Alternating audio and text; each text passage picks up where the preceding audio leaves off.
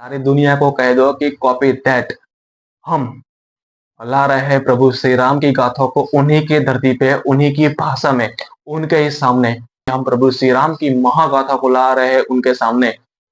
हिंदुस्तान की धरती पे जिन्होंने जन्म लिया था, जिस भगवान ने जन्म लिया था, उनको भगवान श्री राम का नाम शायद उन्होंने सुना था, पर श्री राम की जीवनी, प्रभु श्री राम का धर्म कैसा था, प्रभु प्रभु श्री राम के सैक्रिफाइस कैसे थे, प्रभु श्री राम की बलिदानों की गाथा कैसी थी, वो इस मूवी के जरिए दुनिया भर के लोगों को पता चलेगा।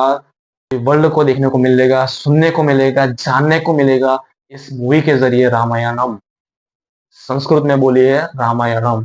सबको अब ये मानना पड़ेगा है कि ये है हमारा इतिहास, ये है हमारी एक सच्चाई, है ट्रुथ और हिस्ट्री।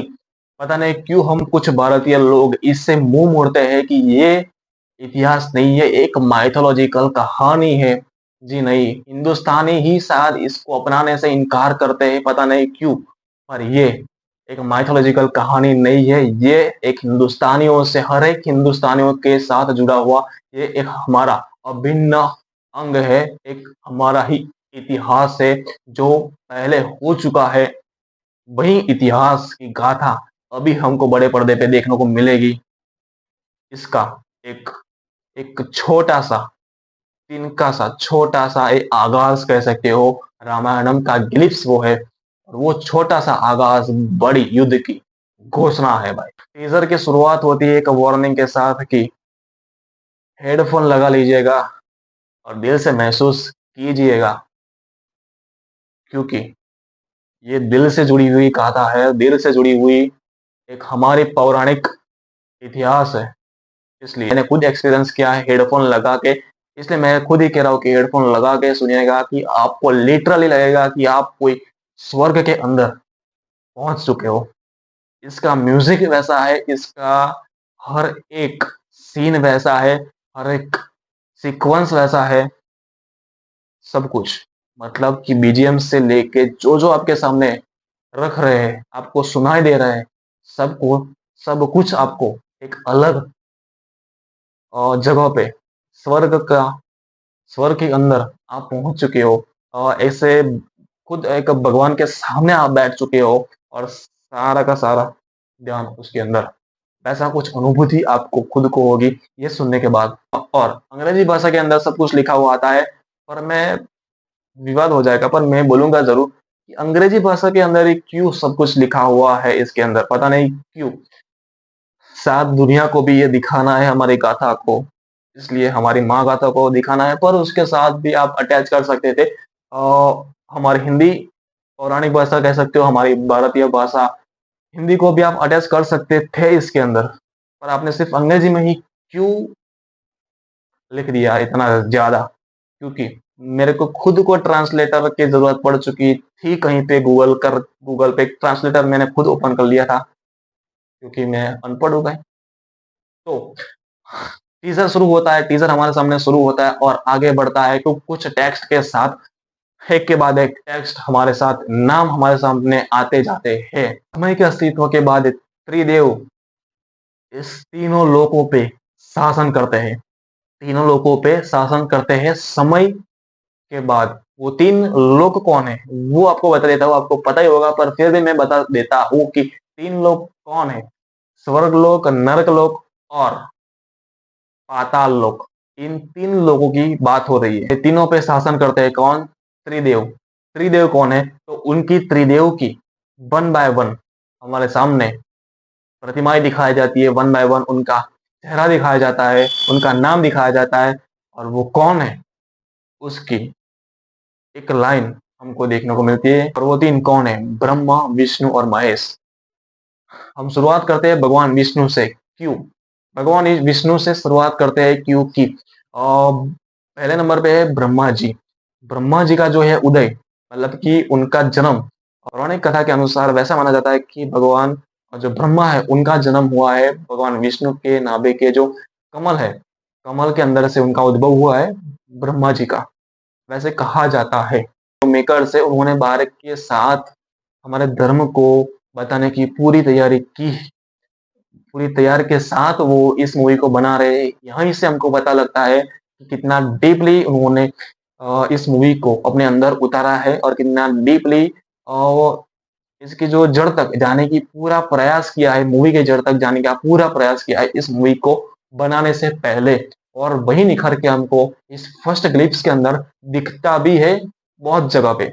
जैसे कि हमारी जो पृथ्वी है उससे पहले उसकी रचना कहाँ से हुई थी?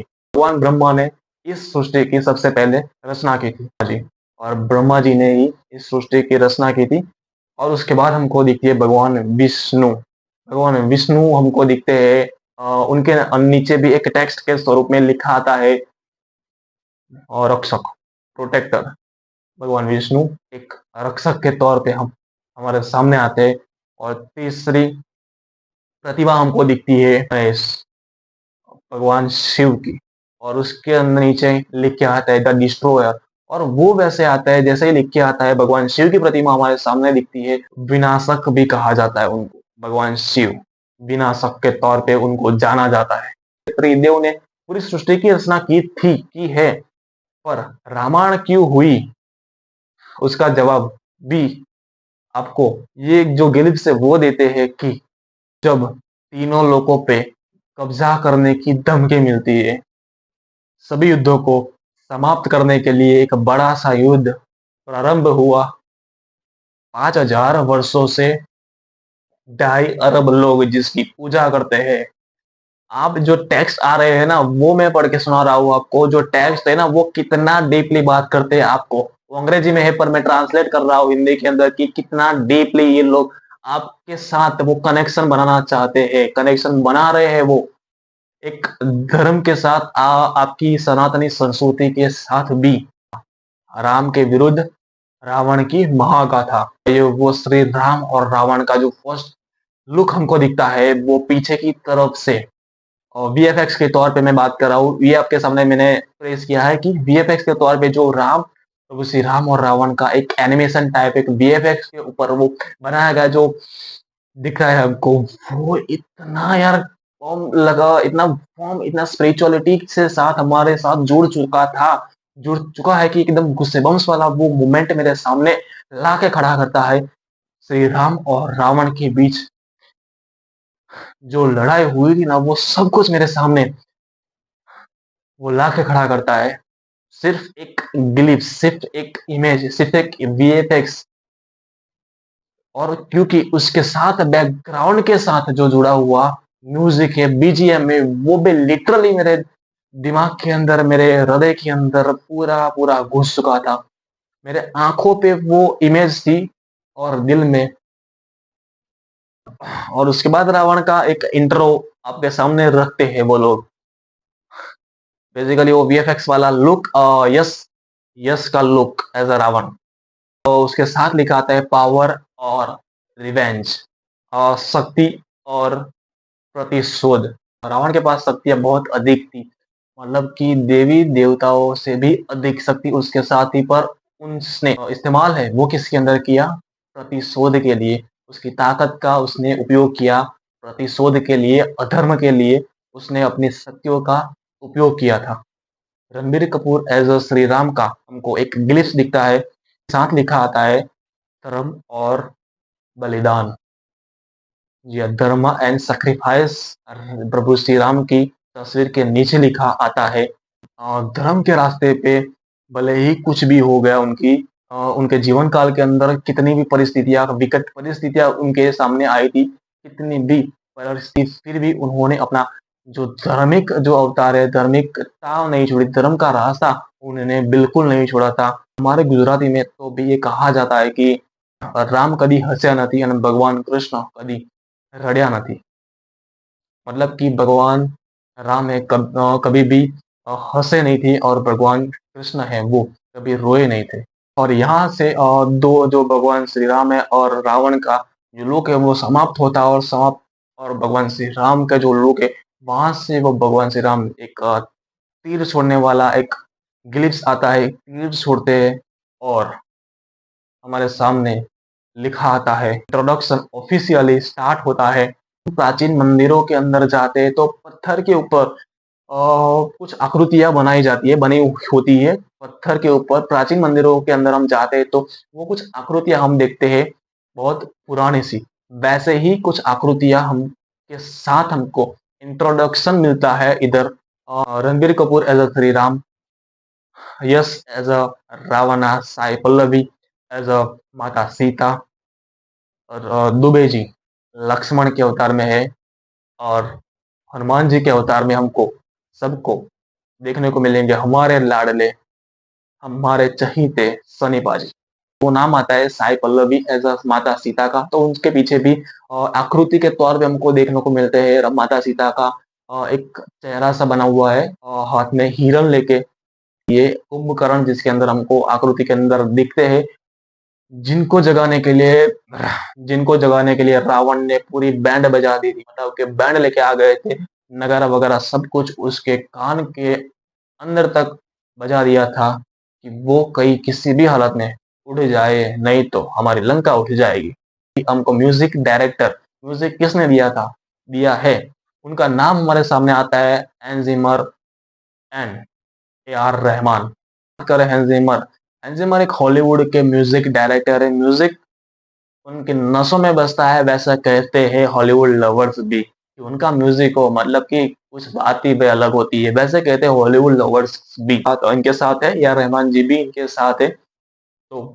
अ, उनको कौन नहीं जानता बच्चा बच्चा अभी तो जान चुका है यार रहमान जी और उनको और उनके म्यूजिक को भी क्योंकि इतना इफेक्टिव हमारे सामने ये म्यूजिक हमारे सामने आता है इतना इफेक्टिव है इसका म्यूजिक कि मानो प्योरिटी इसके अंदर है प्योर सांस्कृतिकता इसके अंदर झलकती है एक कह सकते हो स्पिरिचुअलिटी इसके अंदर म्यूजिक के साथ हमको जो दिखता है वो भी और म्यूजिक भी एक अलग लेवल पे हमको इस सिनेमा के दर्शन करवाता है एक अलग लेवल पे स्पिरिचुअलिटी के अंदर पूरी तरह से हमको खो देने वाला काम ये इनका दोनों का म्यूजिक काम आता है।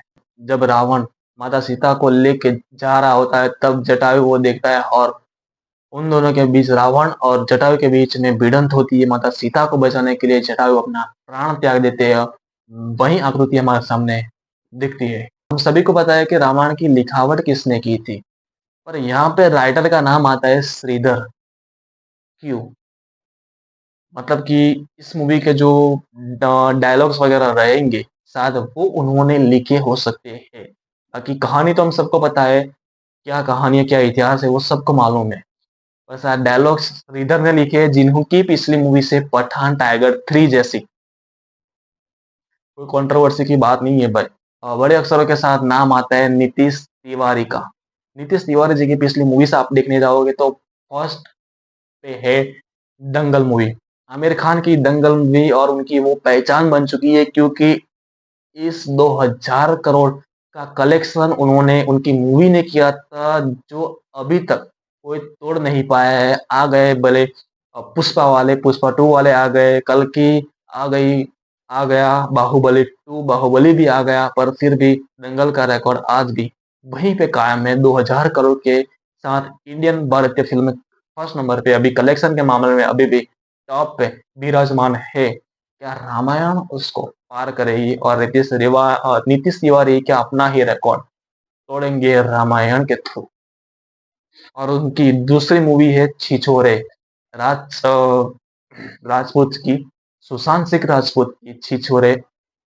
प्राइम फोकस स्टूडियो भी अ, विदेशी एक कंपनी जुड़ चुकी है हॉलीवुड की एक कंपनी जुड़ चुकी है प्राइम फोकस स्टूडियो जिनकी पिछली मूवी से Captain America A for Captain America civil war कह सकते हो जैसे ढासू मूवी ये दे चुके हैं प्राइम फोकस मूवीज जिनके बीएफएक्स इसके अंदर यूज होने हैं।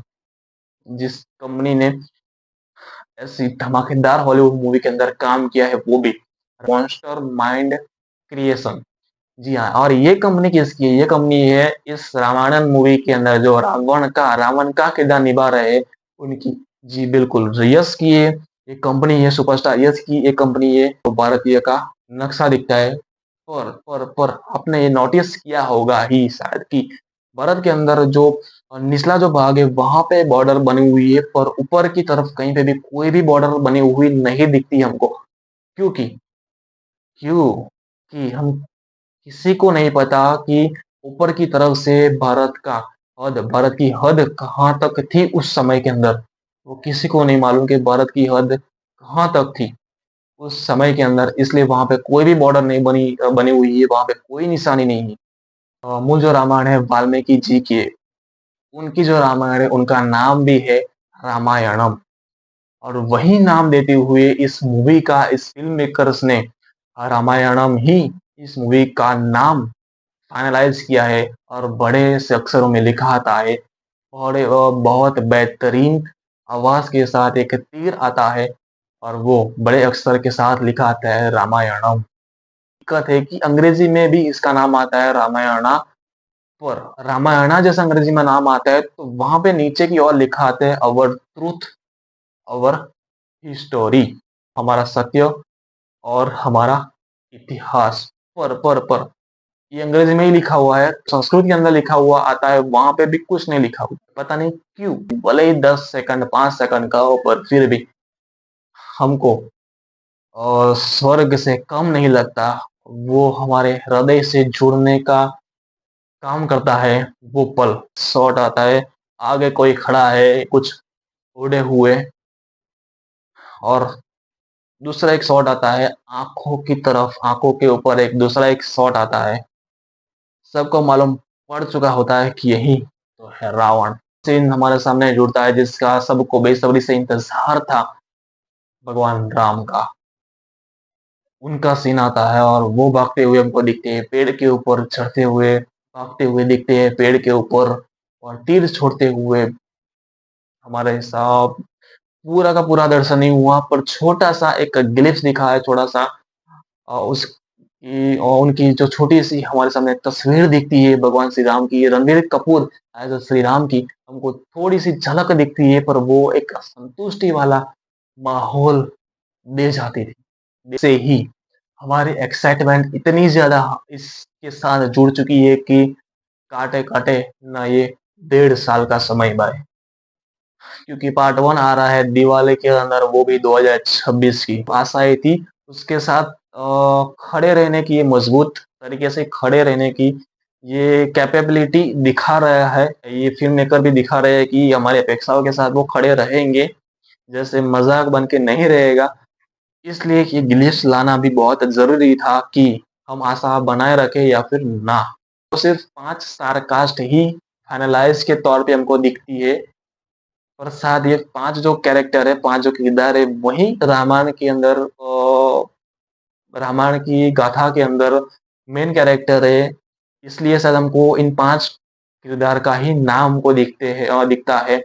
और जो थिएटर है वो मंदिर के अंदर तब्दील होना पक्का है। अच्छी बनी तो मंदिर बनना पक्का है थिएटर। ये रणबीर कपूर को भी क्रिटिसाइज़ किया जा रहा है कि एक नॉन-वेज खाने वाला या फिर बीफ खाने वाला पर्सन एक्टर क्या भगवान श्री राम का किरदार निभाने के लिए सक्षम है कि नहीं? उनके ऊपर भी बहुत क्रिटिसाइज़ हो रहा है भाई अभी तो। और विदेश के लोग भी हमारे जो भगवान श्री राम की जो गाथा है, हमारा जो इतिहास है, धर्म का रास्ता है और जो बलिदान जो भगवान श्री राम का है, उनका जीवनचर्या भी जान सकेंगे विदेश के लोग भी।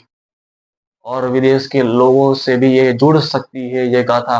पर उससे पहले आपको जुड़ना पड़ेगा हम भारतीयों को भी, भारतीय के दिल के अंदर भी आपको पहले इस मूवी को जोड़ना पड़ेगा। क्या सक्षम हो पाएँगे कि नहीं, वो मुझे 100% तो नहीं पता।